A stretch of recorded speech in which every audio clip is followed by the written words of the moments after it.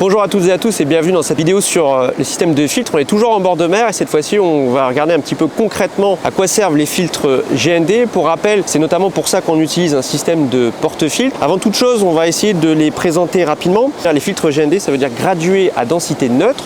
Donc ce sont des filtres qui sont opaques sur la partie supérieure et transparents sur la partie inférieure. Ça sert à équilibrer l'exposition et quand on fait de la photographie de paysage, c'est particulièrement utile. Là, on est en situation de sunset, donc on verra un petit peu lequel utiliser.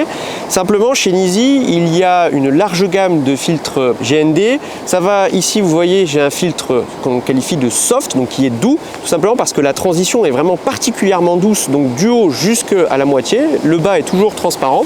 Et à côté, j'ai vraiment l'inverse. Donc là, c'est un filtre GND hard qui, lui, vous voyez, la transition est vraiment assez nette. Le haut est assez homogène et très opaque et le bas, lui, est totalement transparent. Maintenant, si je compare les deux, hop, vous voyez, j'ai ici le hard et j'ai ici le soft. Donc, il y a entre les deux le médium. Le soft est vraiment utile par exemple en situation de montagne, quand vous avez des sommets, etc. Ça permet de pas trop, on va dire, assombrir le ciel.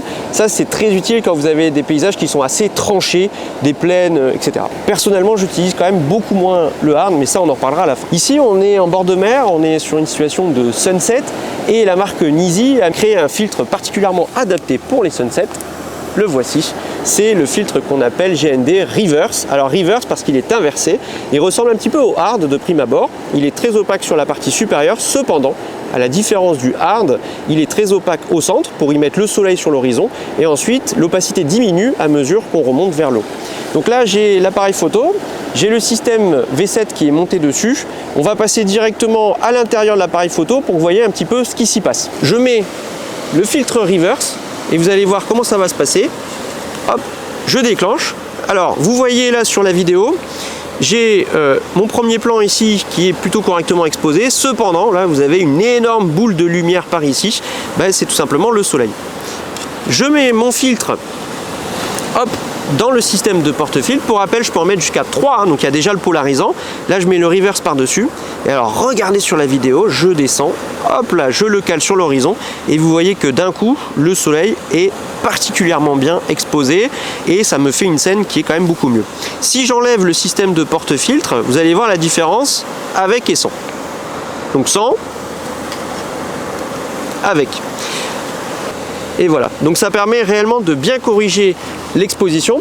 Quand vous êtes par exemple en montagne, c'est aussi particulièrement utile parce que des fois, quand vous avez des vallées qui sont un petit peu ombragées, etc., vous avez beaucoup de contraste et là vous allez utiliser plutôt un filtre soft. Quand vous êtes en pleine journée, que vous avez des paysages parfois un peu, moi je les appelle microsoft, hein, avec des belles plaines, etc., mais vous avez un ciel aussi qui est très dur, mais là hop, vous mettez un hard. Personnellement, moi, le GND que j'utilise le plus, c'est le médium. C'est vraiment un couteau suisse. Et si je devais vous conseiller au départ d'investir sur un seul filtre GND, ça serait le médium. Le médium, il est vraiment très polyvalent et dans la plupart des situations, il suffira très largement. Ensuite, si vous faites beaucoup de sunset, ben, vous utiliserez peut-être le reverse qui est particulièrement utile. Si vous faites de la montagne, le soft sera alors le plus adapté. Et celui qui est peut-être le moins adapté pour la plupart des situations, c'est le hard. Celui-là, c'est vraiment quand même pour une niche en photographie.